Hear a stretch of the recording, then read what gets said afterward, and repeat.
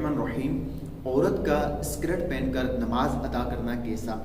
देखिए कि औरत के लिए स्कर्ट को पहनना वैसे भी हराम है कि औरत स्कर्ट को नहीं पहन सकती, क्योंकि इसमें औरत की बेपर्दगी है और औरत का मतलब ही छुपाने की चीज़ है। क्योंकि जब स्कर्ट पहनेगी तो उसके दोनों बाजू जो है नंगे होंगे और उसकी पिंडलियाँ भी नंगी होंगी।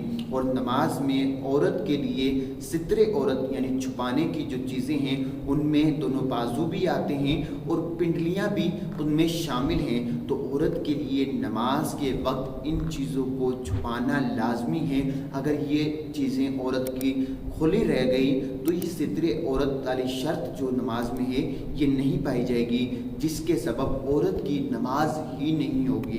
तो इसलिए औरत के लिए स्कर्ट पहनकर नमाज अदा करना दुरुस्त नहीं है, क्योंकि नमाज अदा नहीं होगी। और वैसे भी स्कर्ट को पहनना औरत के लिए जायज़ नहीं है, क्योंकि इसमें औरत की बेपर्दगी होगी।